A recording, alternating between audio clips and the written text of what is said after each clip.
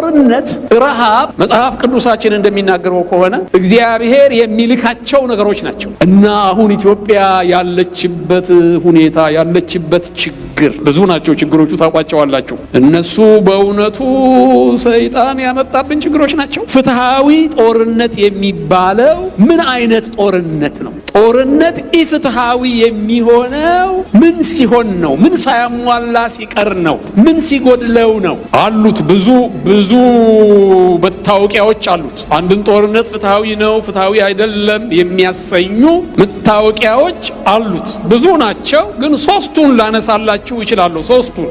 አንደኛው ህጋዊ በሆነ መንግስት፣ ህዝብ በተቀበለው መንግስት፣ ህዝብ እውቅና በሰጠው መንግስት የታዘዘ ጦርነት ከሆነ ማንም ተነስቶ የጠራው ያዘዘው ሳይሆን ተቀባይነት ያገኘ ህዝብ የተቀበለው መንግስት የጠራው ጦርነት ከሆነ ፍትሃዊ ነው። ሁለተኛ ራስን ከጥቃት ለመከላከል የሚደረግ ጦርነት ከሆነ ራስን ከጥቃት ለመከላከል በአልሞት ባይ ተጋዳይነት የሚደረግ ጦርነት ከሆነ ፍትሃዊ ነው። ሁለተኛው ምክንያት እሱ ነው። ሶስተኛው ሰላማዊ አማራጮች ሁሉ ተሞክረው ሰላማዊ አማራጮች ከጦርነት ወዲህ ከጦርነት በመለስ ያሉ አማራጮች ሁሉ ተደርገው ያልተመለሰ ከሆነ ያን ጊዜ ጦርነቱ ፍትሃዊ ነው የሚባለው። ማለትም ፍትሃዊ ጦርነት ስናጠቃልለው ልናስቀረው የማንችለው ተገደን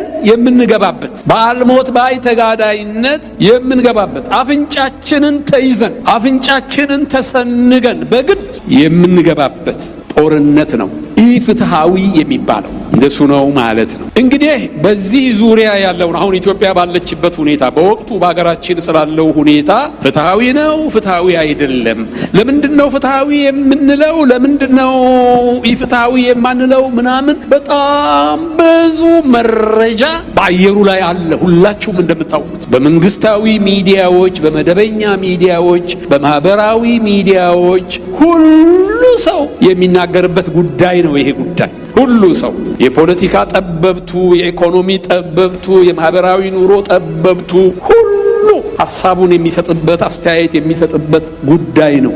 ይሄንን እናንተ እንደኔው ብዙ ሰምታችኋል። የኔ ጉዳይ እሱ አይደለም። የኔ ጉዳይ አይደለም እሱ። እኔ እንትኑም የለኝም አቅሙም የለኝም በዚያ ጉዳይ ላይ ትንታኔ ለመስጠት።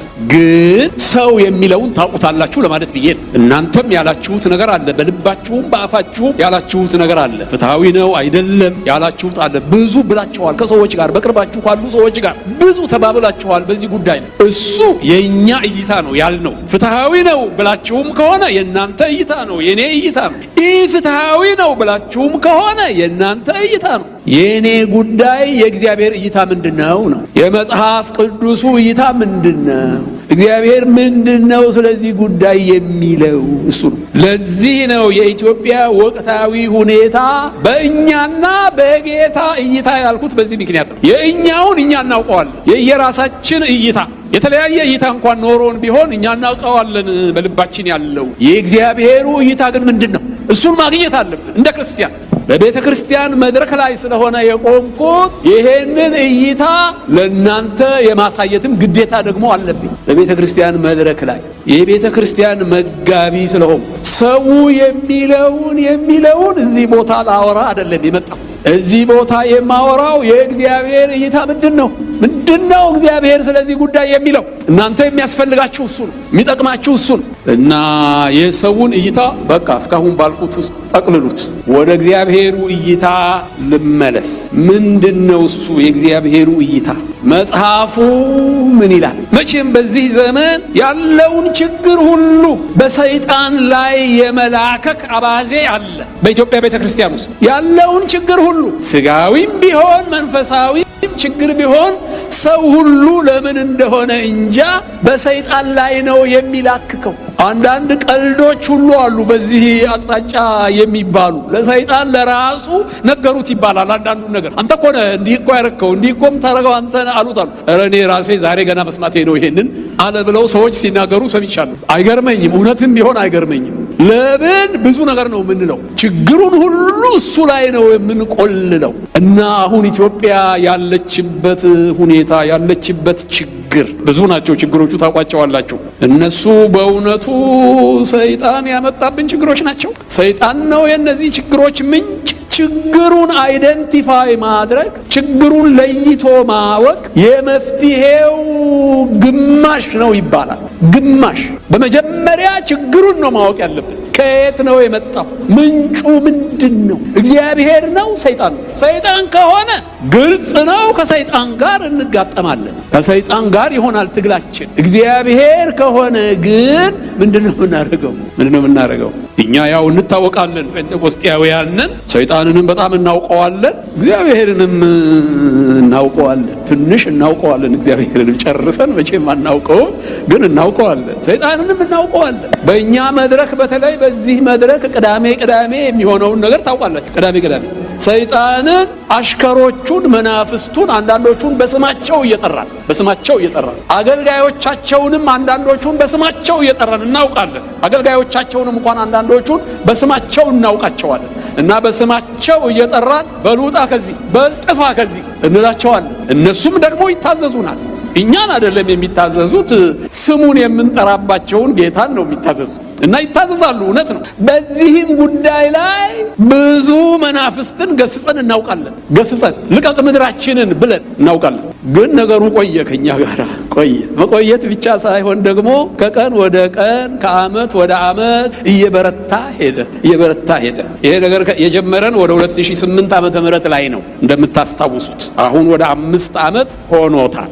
እየቀለለ አልመጣም። እኛም መገሰጻችንን አልተውንም፣ ችግሩም እየበረታ መሄዱን አልተውም። ስለዚህ ምናልባት ጠላታችንን ለይተን አላወቅነውም ይሆናል። ካልሰማን፣ እስካሁን ድረስ ካልሰማን፣ ካልታዘዘ፣ ጆሮ ዳባ ልበስ ካለ ምናልባት መልእክታችን አልደረሰውም ይሆናል። መልእክታችን ያልደረሰው ምናልባት የችግሩ ባለቤት እሱ ስላልነበረ ይሆናል። ጦርነት፣ ረሃብ መጽሐፍ ቅዱሳችን እንደሚናገረው ከሆነ እግዚአብሔር የሚልካቸው ነገሮች ናቸው። እግዚአብሔር ይልካቸዋል። ሁለተኛ ዜና ምዕራፍ 7 ላይ ስታነቡ ሶሎሞን ቤተ መቅደሱን ባስመረቀ ጊዜ እግዚአብሔር የሰጠውን መልስ፣ ለጸሎቱ እግዚአብሔር የሰጠውን መልስ ስትሰሙ ዝናብ በምድሪቱ ላይ እንዳይዘንብ ሰማያቱን ብዘጋ አንበጣን ብጠራው፣ እንደዚህ ብሎ ተናገረ እግዚአብሔር። አንበጣን ብጠራው በምድሪቱ ላይ እንዲበላ ማለት ነው፣ እንዲያጠፋ። በስሜ የተጠሩት ሕዝቤ ወደዚህ ቤት ቢጸልዩ ብሏል። አንበጣ ይጠራል እግዚአብሔር። ሰይጣን አይደለም አንበጣ የሚጠራው፣ እግዚአብሔር አንበጣ ይጠራል። እግዚአብሔር ዝናብም እንዳይዘንብ ሰማያትን ይዘጋል፣ ሌሎችንም ነገሮች ያደርጋል። ሕዝቡን የሚቀጣባቸው ቅጣቶቹ 4 እስራኤልን፣ የቃል ኪዳኑን ሕዝብ፣ የአብርሃምን የሥጋ ልጆች ምንድናቸው? እነዚህ 4ቱ አንደኛው ሰይፍ ነው፣ ጦርነት ማለት ነው። አንደኛው ጦርነት ነው። ሁለተኛው ረሃብ ነው። ሶስተኛው ቸነፈር ነው። ቸነፈር ማለት ተስቦ ማለት ነው። ተላላፊ በሽታ ማለት ነው። መቅሰፍት ማለት ነው። እልቂት በሕዝብ ላይ የሚያመጣ ሕመም ማለት ነው። ቸነፈር ይለዋል መጽሐፍ ቅዱሱ። 4 ናቸው ይላል። 4ቱን ክፉ ፍርዶችን ይላል እግዚአብሔር ራሱ። የኔ ፍርዶች ነው የሚለው። ስለ ፍትሃዊነት አይደለም። እኛ ቅድም እንዳልነው ኢፍትሃዊነት ነው ይሄ ጠላት የመጣብን። እንደዚህ አይደለም እግዚአብሔር የሚለው። የኔ ፍርዶች ናቸው ነው የሚለው። 4 ጦርነትን፣ ረሃብን፣ ቸነፈርን፣ አራዊት ደግሞ ይላል። ክፉ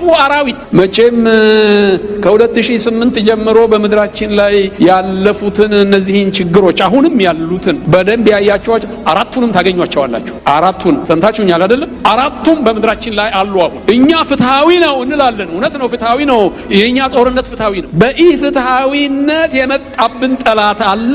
እኛ በፍትሃዊነት ነው ልንዋጋ የወጣ ነው። ግድ ደርሶብን ነው። አፍንጫችንን ተይዘን ነው። ወደን አይደለም፣ መርጠን አይደለም።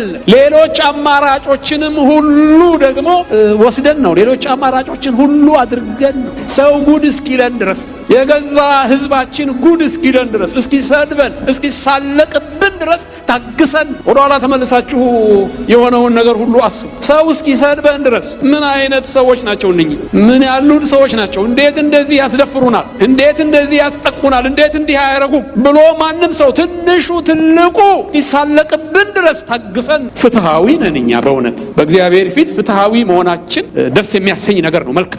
መልካም ነገር ነው። እግዚአብሔር ይፈርድልናል ብለን አምነን ነው። እግዚአብሔር ይፈርድልናል፣ ይሄንን ግፍ እግዚአብሔር ያያል፣ ይፈርድልናል ብለን ነው። እንደዚህ ብሎ ነው የኢትዮጵያ መንግስት የታገሰው። በከባድ ሁኔታዎች ውስጥ ሁሉ ዝም ብሎ እንደ ቂል ተገምቶ ብዙ ሰዎች ተሳልቀውበት እግዚአብሔርን ተስፋ አድርጎ ነው። እግዚአብሔር ይፈርድልኛል ብሎ ነው። እግዚአብሔር ይፈርድልኛል ብሎ ነው። ግን በእግዚአብሔር እይታ ስናየው እኛ ፍትሃዊ ያልነው ጦርነት ራሱም ቢሆን የእግዚአብሔር ፍርድ ነው፣ የእግዚአብሔር ቅጣት ነው። ጻድቃን ስለሆነ አይደለም ይሄ ጥፋት የደረሰብን። ሰው በጣም ክፉ ፍጥረት ነው። ክፉ ልብ በውስጡ አለ ይላል መጽሐፍ። ራሱን የሚሸነግል ልብ በሰው ውስጥ አለ። ራስን በመሸንገል እንደ ሰው ያለ ብርቱ ፍጡር የለም። ራሱን ማታለል የሚችል ሰው ነው። ልቡ ያታልለዋል። እና እኛ ስለ ራሳችን የምንለውን ይሄውን ፍትሃዊ ነን፣ ጻድቃን ነን ነው ምን መጽሐፉ ደግሞ የሚለው እግዚአብሔር በኃጢአተኞች ላይ እነዚህን 4 ነገሮች ይሰዳል